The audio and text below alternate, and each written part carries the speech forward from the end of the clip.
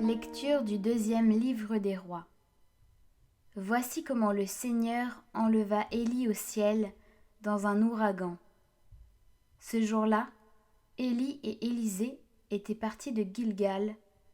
Arrivés à Jéricho, Élie dit à Élisée : « Arrête-toi ici, et moi, le Seigneur m'envoie au Jourdain. » Mais Élisée répliqua : « Par le Seigneur qui est vivant, et par ta vie, je ne te quitterai pas. » Ils continuèrent donc tous les deux.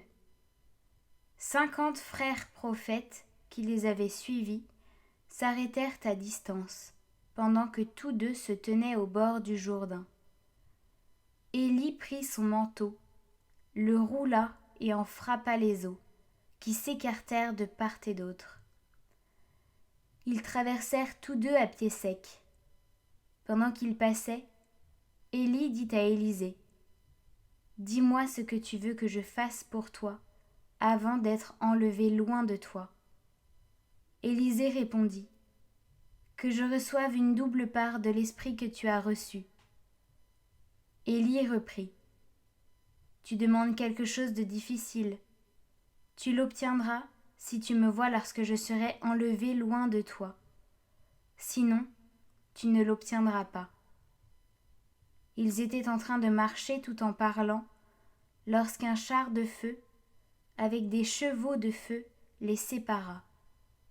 Alors, Élie monta au ciel dans un ouragan.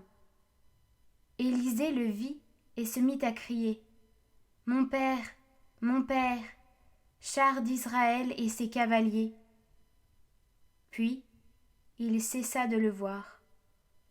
Il saisit ses vêtements et les déchira en deux.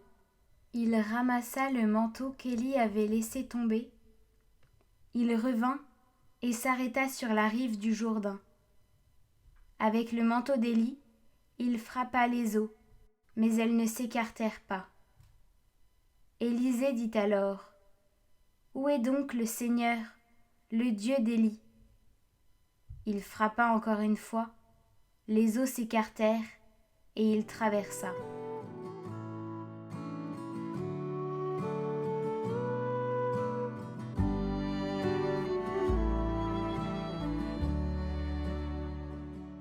Soyez forts, prenez courage, vous tous qui espérez le Seigneur. Qu'ils sont grands tes bienfaits, tu les réserves à ceux qui te craignent, tu combles à la face du monde ceux qui ont en toi leur refuge.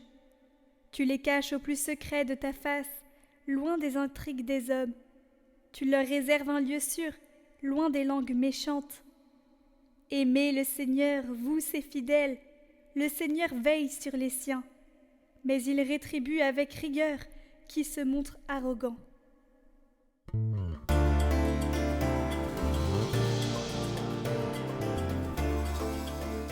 Évangile de Jésus-Christ selon saint Matthieu.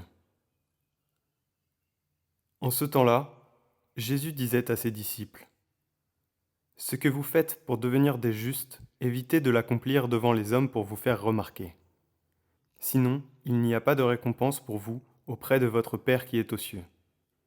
Ainsi, quand tu fais l'aumône, ne fais pas sonner la trompette devant toi, comme les hypocrites qui se donnent en spectacle dans les synagogues et dans les rues, pour obtenir la gloire qui vient des hommes.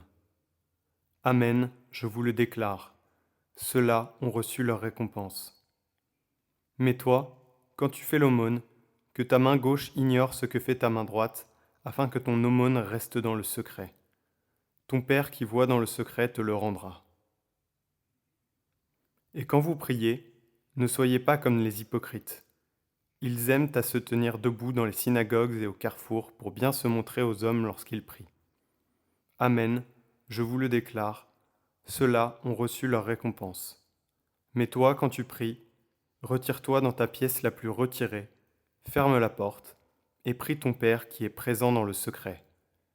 Ton Père qui voit dans le secret te le rendra.